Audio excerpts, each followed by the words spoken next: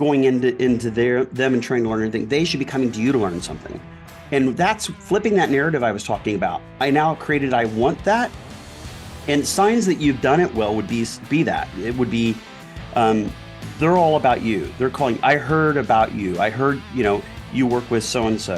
They call you, and the first thing that you hear is, thanks for making time for me.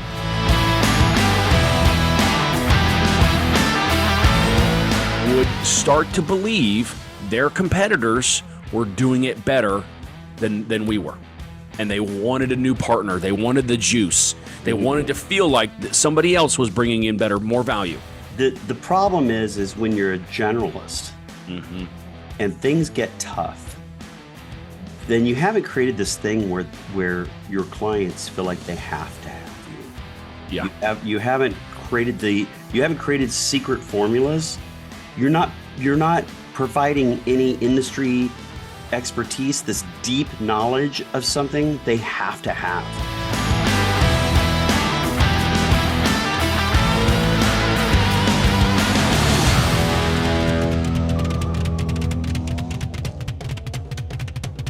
Hey, welcome back to another edition of The Growth Engine with Ryan and Trice, brought to you by Healthy Brands. Ryan, what's up, buddy? Trice, how you doing today? I'm good. Still enjoying a little bit of warm weather in Kansas City before it gets really, really cold again. So, winter's not over yet. Here we go. I know. Let's get this done today. And I enjoy doing this for you, but let's get this done so I can go outside and enjoy the 55 degree weather that we're having today. Like that, we don't hardly get that ever. So not in February. Yeah. Well, today is going to be a lot of fun. So I've been getting a lot of questions, a lot of new clients, and I'm in Slack channels with other agency owners, and I'm hearing all the talk and chatter. And so I'm in a position where I really kind of understand, got a pulse on what's going on out there. And there are clear differences in the success or failure right now with agencies. And the generalist, the ones that said, we love being a full service digital agency. The ones that said, that a size of client is a niche. It's not. The ones that said that we are going to do whatever for clients and have this wide breadth of services they do. They're all struggling. They're struggling, and the reason why is because they didn't have a few foundation pieces set up for their agency. This also applies to businesses as well in general.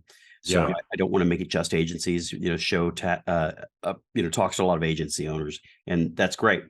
But the problem is when you're a generalist and things get tough, then you haven't created this thing where your clients feel like they have to have you. Yeah. You haven't created secret formulas. You're not providing any industry expertise, this deep knowledge of something they have to have. Yeah. And so today's episode is talking about creating the I want that for your target audience. They have to want it. And when times get tough, when budgets get tight, you need your clients and your contacts internally at those businesses to fight for you.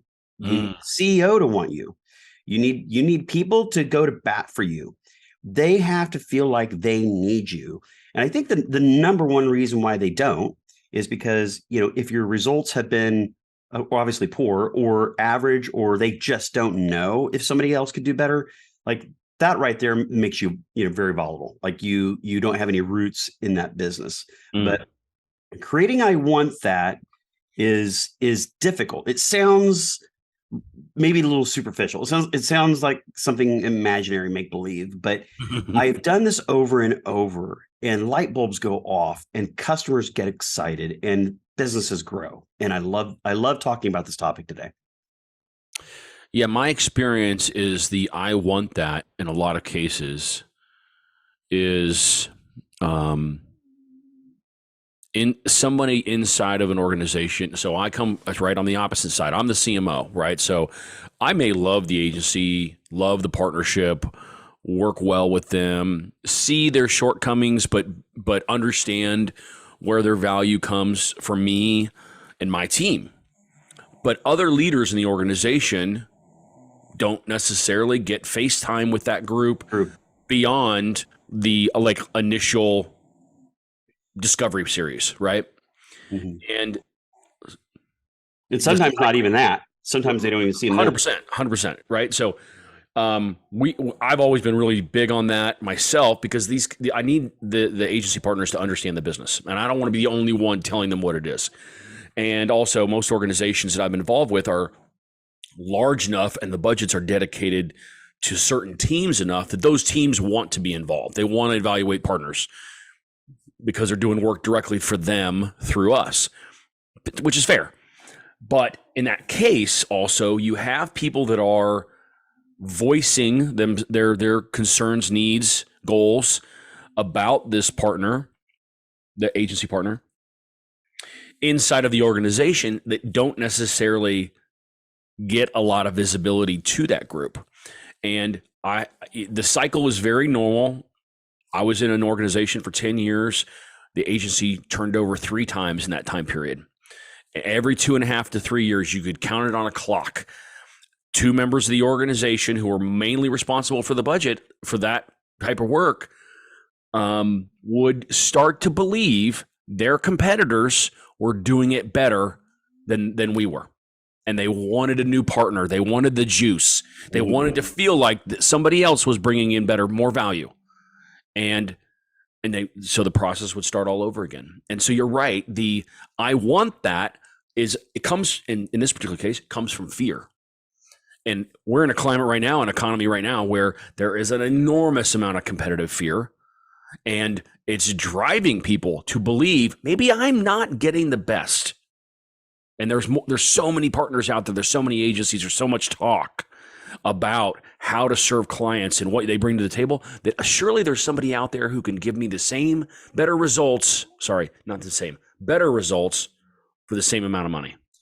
Or you and I just talked about this before we started, which was they hire internally to try to do the same thing to save some money. 100%. Always part of the equation. That does work. It's interesting to use fear. I actually, on a normal economy situation, I would have said yes. I agree with the fear thing is the dominant reason. But there's something that is like to me, it's a next level thing. Forget fear. It is a I just want it. It's just, I want it. Like I became aware of this, 20 years ago when I was doing direct mail marketing. Would be it was so much easier to do the marketing for furniture, area rugs, cars, vehicles, things people wanted. And then I specialized in contractor services, where plumbing and electrical and things. So that's kind of my first point that I had on my list today was there's what people need, there's what they need. Yeah. And then there's what they want. So do they want SEO? They hardly ever want SEO. They don't want SEO because they don't understand. They really, no matter how much you talk, they really never really understand that value. No. SEO. No. But they don't want SEO. Do they want a great looking video to post on social media and their website and something they can use for promotional, something that's a little bit more visible? Do they want that type of stuff? Yeah.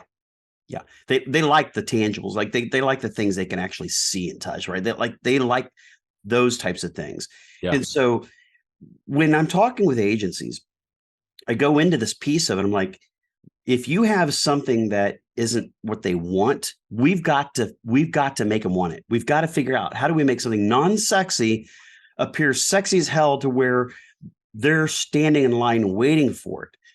And so I've used this before in our show, which is this idea that a small venue of a restaurant that is, very small, people want in, the food's great, they can raise the prices, they still got a line waiting out the door, around the corner, waiting for what you got. Yeah. And when I'm speaking about selling at agencies, and I'm talking to either the salesperson or the agency owner selling, I'm telling them, you're thinking about selling too much. You haven't put yourself in a position where you've created, I want that, to have a line backed up for what you've got. And you can flip this scenario, turn it upside down, but you've got to start now because it doesn't happen overnight. No. Actually, as you were saying that, I was, constantly I think about, as a marketing person, the long game. SEO is a great example. It's a long game. And anybody who's like, a lot of executives are like, we got to be ranked really well on Google. And that's the extent of their marketing speak. And they're not wrong, but how you do that is such a gigantic can of worms, like in this particular example of SEO. So it's funny. Like, I feel really like the long game is a trap. You have to do it. And if you're not playing to the long game, you're in a lot of ways, you're hurting yourself, but you can't sell that. You cannot sell, hey, we're going to do this multi-year SEO engagement where we're going to optimize your site and then also create new content to optimize to specific keywords in your industry that take an enormous amount of research and work. And we're going to do that in these slow, incremental $4,000 and $5,000 a month engagements. I'll tell you, I have a former client partner who engaged with an agency, and this is exactly what they're doing: $5,000 a month, SEO engagement, driven new site, blah blah blah. And I can already tell, like, in a year, this client's going to fire the agency, because what are you going to have to show for it? 40 new web pages, like, that are above and beyond where the site was when they started. And so this company didn't take visuals. They didn't shoot images. They didn't, no video. Like, yeah, and so they're still relying on the client. Like, they're not. What value? So this is, I'm speaking about SEO, and I have an SEO. I'm helping a gentleman start an SEO agency right now, and I'm talking to him about this topic, actually, and saying, like, we've got to figure out how to make this look good. They have to want this. How do we do that? Yeah. And they've got to hear the excitement and the passion behind it. And most business owners are competitive in some nature. And so I love the idea that you go in there, you could talk about all the technical side of SEO and what you have to do in your service. But if you just go in there and go, look, we're going to do SEO. And what that means to you is we're going to get rankings. We're going to get found on Google. We're going to get traffic. We're going to get people and leads coming on. We're going to win on Google. We're going to win on Google. And then we're going to win.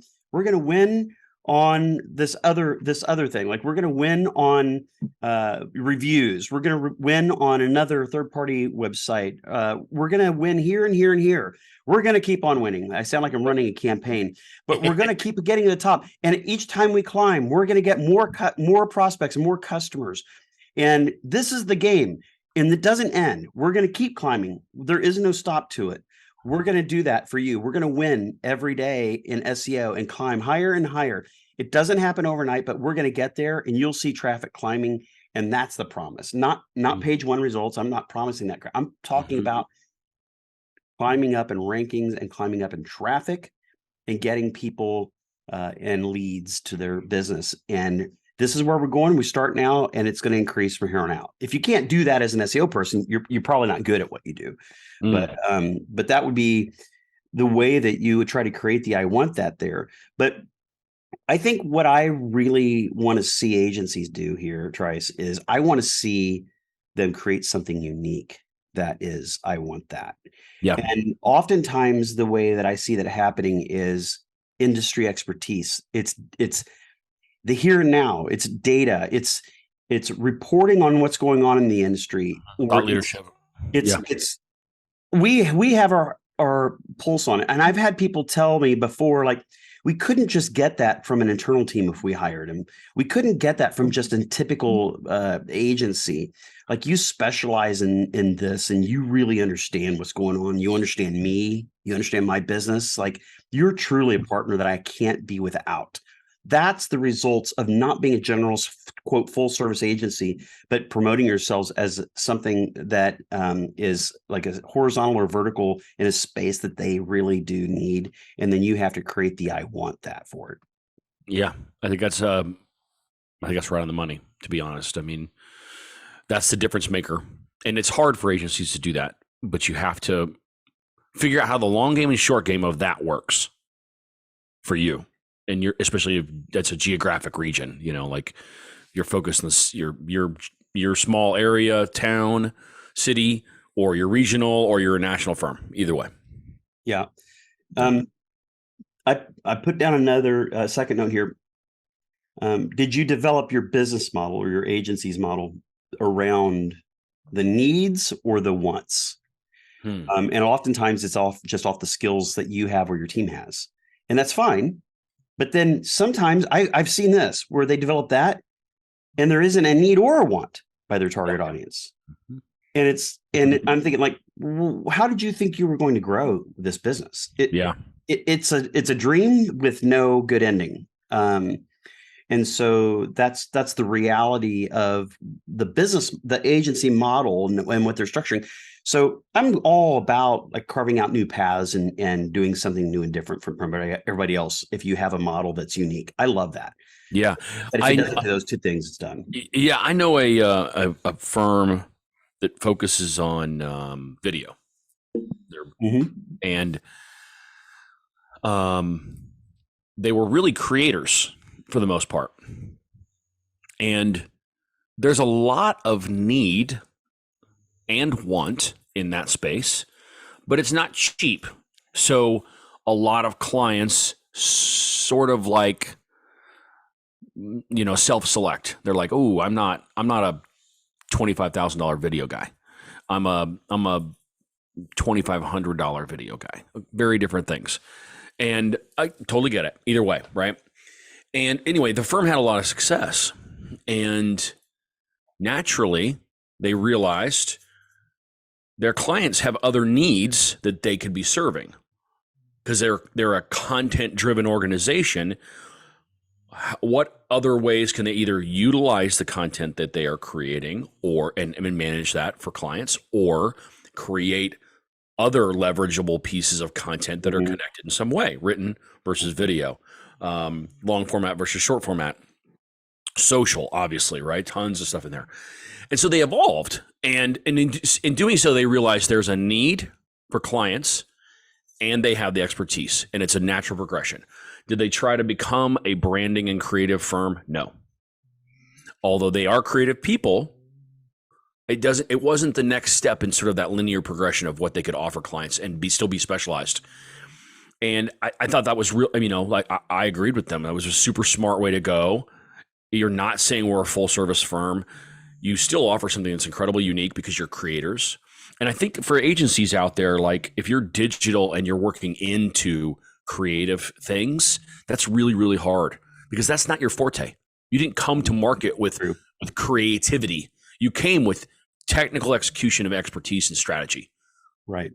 Like, so your leverageable point is different than somebody like that. And I think recognizing that and where your natural evolution is smarter than, and still specialized. Going from web development to SEO is a 100% no brainer, right? Like it's super, they're connected already, obviously. So, but then going from SEO to social, paid lead gen, content development, whatever it is, it's hard to be good at it. It's hard to be good at all those things. Yeah. That's why the trap of becoming a generalist it's so easy to fall into it. Yeah. And I did it. I did it like until I discovered like 100%. It wasn't working. It wasn't helping me grow my business. It was painful. It was a constant uphill battle. One client come in the door or one goes out the back door and another one comes in the front door. I had that rotating door thing. Yep. And on that note, right? Like when I'm the client for most agencies, right? And CMO, you're doing exactly the same thing. You're looking at your own team and saying, what should we be experts at versus what's the best um, area of focus for an outside partner. And we've talked about this before. You hire agencies for two reasons: speed and expertise.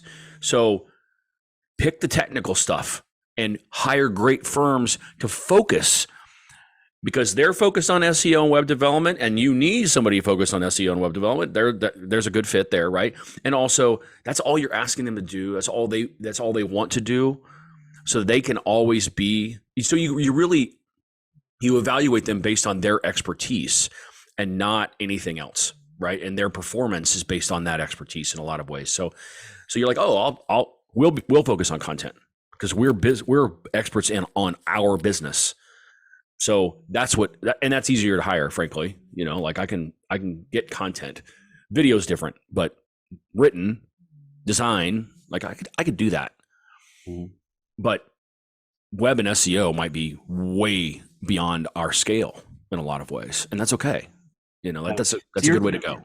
You're talking about services, like you're talking about the individual like components of digital marketing and specializing in just one of them, or like going deeper in one of them and kind of fronting as that. I found that's definitely better than a full service, definitely. But like the agencies I see killing it are the ones that, for instance, a legal marketing agency. All their services are centered around the needs and wants of attorneys, yeah, and firms. And they've done it. They have their own formulas and processes to do it specifically for them. They know how to get results. When they're talking, they talk about what's going on currently in the industry. They know how to speak the speak, and they actually can refer to other big hitters in their industry. Yeah. Or in their towns and say, we work with these guys and these guys. So all of a sudden, all these people right now that I'm hearing like are having issues with sales. You don't get the normal conversations when you've done this and you create the I want that. When they heard like your speak, they've seen maybe videos you've done on the topics, and they heard who you work with. Like they are now not asking you for referrals. They don't need testimonials. They don't need names. They don't care about case studies anymore. They now want to talk shop. Yeah. They want to talk. It's not you selling them. They have some questions. They want to talk. They want to know more.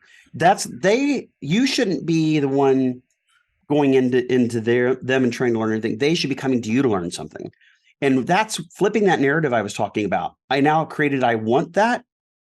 And signs that you've done it well would be that. It would be, they're all about you. They're calling, I heard about you. I heard, you work with so-and-so. It would be, they call you and the first thing that you hear is, thanks for making time for me. Mm-hmm. This is opposite from, hi, I want to have some time. You had a need for digital marketing services, or do you need social media? Yeah, people want to throw up when they hear that. Yeah, and so flipping the narrative takes strategy and time and focus, and it takes some guts, honestly. So I also lean into confidence. So confidence is huge. I'm going to use that word a lot this year because I've noticed the power of that confidence in a lot of the topics that we're discussing. Confidence about who you are and what you're doing for people, and then bragging about those results and having that confidence going into it. Your team, when they understand all those things too, your agency has confidence, and that confidence raises really mature teams and culture. Yeah. And it's just like raising kids. Like it brings about this really strong culture. Mm-hmm. And so I'm not talking about the guy at the top or the girl at the top. Like I'm not talking about the confidence of that ego. I'm talking about the confidence of what you're doing well, the problems you solve, and all those things that we discuss. And so when that's done, when your culture's strong, people see that and they want to be a part of it. They want that. It creates, I want that factor. So all these things together have synergy in creating, I want that. 100%. In today's marketing world, if if you're in anything other than maybe consumables, and then you are, people make their judgments on buying decisions based on really on thought leadership and expertise. This is especially true in B2B and business services, but it's also true in like construction, home services. There's a million things. It's not just you going out and saying to the world, I'm an expert. It is one, repeatedly telling stories, great stories about how you serve, how you are an expert, your expertise, your thought leadership, and not in a brag way, but in a, we lead this way. This is how we help. This is what we do. And with that confidence that you're talking about. And if your business is anything other than consumable, probably, and even that has obviously an element of this, but if you're anything else, it's 100% how people find you. And that's actually more how marketing is done now than ever before, because there's so much content, there's so much social, there's so much web and digital out there that people can self-select. They can get informed. You get on their radar and they get informed and they self-select, meaning reach out to you for contact all on their own and not sales driven until they're asking for that. Yeah. And there's so much out there right now that's driven that way. And I think for agencies, one, that's what you do for your customers. You are helping them get into that exact situation with their own customers. So why aren't you doing it for yourself? Yeah, I run into that every week, man. It's super common. They don't want to talk about it. Yeah. And, so you're like, why? You maybe remember this conversation I had this week, and it was an agency owner, a team. There was a team of agency owners, and they were telling me they knew who they were, the core problem they solved, and they knew what their value was to their customers, and prospects. So I asked back. I threw back hard on this when I said, "So I believe you because I know you. I know that you wouldn't lie to me, but there's absolutely zero evidence of it. Zero. I have zero evidence that you are what you just said." I said, I don't see it. I don't even know what it is yet. I don't know what your value is, what your core problem is that you solve. I don't know it. It's not on your website. There's too many things on your website for me to know the main thing you do. I don't see any industry expertise. I see no posts, LinkedIn, Facebook, Instagram, Twitter. I see nothing. I see no promotion. Mm-hmm. Nothing on TikTok. It's a complete void. Nobody knows what you do, who you do it for. You might as well be a startup. Mm-hmm. And this is why we're in the situation we're in. Yeah. Is if you have this expertise, if you're listening to this and you say, I have that, I know that, I got that. Okay, well, ask somebody to go investigate to see if they can find any evidence or proof of it. And not talking about one. Well, there's a post I did in December. No, I'm talking about you full on look like you own that category. You own it and you mean it. And that's the thing is, if you own it and you mean it, that's the creating I want that factor. That's creating that, because people who go searching for that thing are going to go, oh yeah, this is the person. This is the person to solve it. And I am starting to get some of that. It's been a couple of years of staying with it, being persistent, consistent. Is, hey, I think I need to hire you. I've got this problem. They saw a video. They saw this podcast. They saw posts. They shorts, video shorts, right? They saw my longer videos. They had no doubt that I could solve their problem. No doubt. The only question they had then was, could they afford me? And, in most cases, they can afford me. I'm not that expensive, people. Yeah. Trust me. Right. Get in while it's good. While the pricing is good. No, I'm just kidding. but that is what that creates. And that's Absolutely. why I said you're nowhere in the ballpark of being where you need to be at with that topic. Yeah, I've come at this a couple of different ways in the startup world, in established businesses, different industry sectors. But the last 10 years, especially, it has been either way, lead with thought leadership. Go to the conferences and speak. Go to the local areas and talk about it. Talk about it in your social. Create the case study. Create the white paper. Do the video. Host the webinar. All of those things focused on your category, your channel, the way in which you serve customers. Over time, make it so you're like, it's a de facto choice. This is the person to talk to in my category. And I think that for agency owners, especially if they're really focused on what they do and not necessarily the industry in which their client is in, it's a really, really important, because you're not necessarily always talking about your category, which a lot of people, like the attorneys is a great example. I find that to be easier, frankly, because you narrow your target focus and in their industry, and then how you serve it, and then you find the 10 things and the talking points or whatever, and you just content on those 10 things. Mm-hmm. Whereas if you're focused on a specific skill set and not industry, I think it's wider and harder to do that. And so you have to be a tremendous expert and bring tremendous value to the customer, regardless of their industry. And that's a harder story to tell, but you should have more ammo, because you're talking about different kind of categories, right? You should be able to be like, we're talking about this and we're talking about that. And in both cases, exponential growth based on the work you did. Yeah. Yeah. We're making it sound easier than it is. It's very hard. It is very long tail, unfortunately, but that is how people make decisions now. Yeah. And when you speak too general, or when you're bouncing around between different topics, like your full service agency, 1 minute it's social media, the next minute's SEO, and other websites, like, right. Okay. A lot of times you're talking general as if you're talking to this wide audience.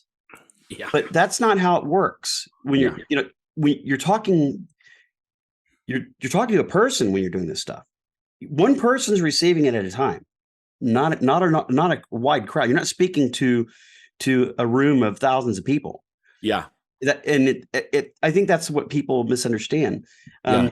And also, if they do engage in some way publicly, like social, they share something you do, not just because that's the algorithm on liking is much smaller than they really do engage. Right. They share something, or they comment, right? Well, now you're engaging with their network. Well, guess who their network is? It's not wide. It's real focused on what they do. So now you're still not wide. Just to your point, you're still not talking to everybody under the sun. You're talking to this very narrow segment that this person is related to. Yeah. It's interesting you brought that up, because agency owners and marketing leaders often spend all this time in groups and channels where their peers are at. Yep. And they're not getting any business or leads. Duh. That's not where you're going to. If you spend most of your time there, that's what you're going to get. You hope you're there for learning, because or just meeting friends, but it has nothing to do with your business. If you're just meeting friends and having conversations with peers, it means you're learning a little bit. But I always talk about activities, and I think we discussed this on the last episode, which is the activities. You've got to watch the activities you're doing, and proportionally put your time into the right category. So by being able to understand what your problem you solve and who you solve it for, that tells you what groups to spend time in on social media, who you should be having conversations with on social media. It's your prospects. If you're not having those conversations, you're in the wrong area, because I do it every day. Every day there's opportunities online for leads, every single day. And sometimes I go in and I spend less than 15 to 30 minutes on social media, and I've got my calendar booked. Yeah. So that tells you, like, are you in the right? And this could be for salespeople, not just agency people. It could be salespeople and companies. Same applies. People are in there asking questions related to what you offer. Yep. And the problems you solve. So yeah, I know we're running up on time, but there's a business theory called thin market theory, and it's exactly what you just said. The idea that any customer, not all of your customers are buying at the same time. They're not even thinking about buying at the same time. And that at any given point, there's this margin of thin margin of people that are constantly thinking. And if you're not out there and you're not engaging and you're not talking about why you're an expert in this exact thing at any given point in any given day, well, guess what? You missed it. And it's because it's constantly moving. It is. And somebody's talking to these people. Why shouldn't it be you? Yeah. And so, yeah, you're exactly right. Like, that's why the one post a year on your thing that you do isn't ever going to have any value. It's meaningless. The multiple time a week conversation that you ongoingly have in a lot of different areas about why you serve and how you serve, that's meaningful. Yeah. An agency owner should know this. This is what they do for their clients. Yeah. So you got to, going back to the topic on this, Trice, of creating the I want that. It takes repetition, and it takes a lot of micro topics around this thing that you're offering. Yeah. And backing it up. So I always start like passion and excitement backed up with the results that you provided. Those things, and it can be several micro topics, but just constantly talking about those things and creating the demand and the want there for it, because it's the results they want, Yeah. And I was thinking how to end this, and I was thinking about the thing that I want. Like, what is the things that I want? And it changes different ages and life stages, right? Amen. I want more time to be outdoors in nature, in warm weather, outdoors in nature, hiking, kayaking. I want more time to live and be outdoors. And so is what somebody has to offer going to get me there? And is that is what I want. So interesting. When you think about what your prospects want, you better do some research, because what they want, you need to figure out and tie it back to this thing that you offer, that you have to give, right? Yep. What is it that you want, not need? There's a lot of things we probably need. Amen. That's a great question. You know what? It's quiet time. I enjoy sitting outside, right? Cup of coffee, morning, sunshine, but it's time, and I'm not doing anything. I'm not chasing something. I'm not chasing a deadline, whatever, right? So, I love that, right? And the more I can get of that, the more things in my life that offer me the opportunity to get more of that by making my life easier or whatever. Yeah, that's what I mean. Like, see, so that's what happens as you get older. You're just sort of like, I'm all the people in my life are great, but sometimes I just want to be by myself. Right. The 20-year-old, if you asked the 20-year-old me what I wanted, that totally answer would have been so different. 100%. It would have had a lot more excitement to it, for sure. I just want to go out with my friends. Yeah, I'm sure you do. I want a sports car, and I want to travel to Europe, and it would have been new wardrobe. I would have been all over. It would have been high class, man. But I love it. Thank God I outgrew that stage, because that stage is expensive. It's an expensive stage, right? Yeah. Well, thank you for tuning in. Don't forget to subscribe to our channel. That way you get updates to all our new episodes and shorts that I deliver. So thanks. Any last words, Trice? No, I'm good. Thank you. All good right, topic. Go create I Want That, and see the difference it makes in your agency. Take care. Take care.